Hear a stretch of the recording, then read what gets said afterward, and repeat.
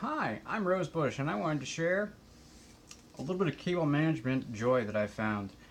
I've been using this Velcro, and it comes in rolls normally, and they're just cut to length, but it didn't quite give me everything I was wanting from cable management. So I found a method that makes it a little bit more of what I'm looking for. I'm going to share that.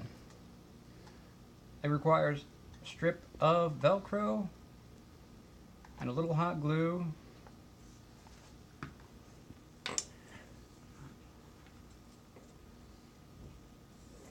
Well, that's going to be the tab. That hot glue, that's the tab.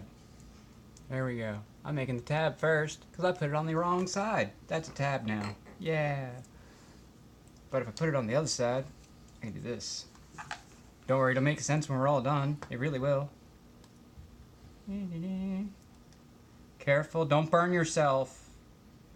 I mean, don't burn myself either.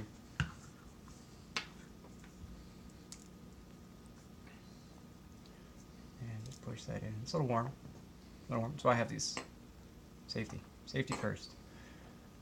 Alright. And it may take more than one try, but I usually do this in bulk.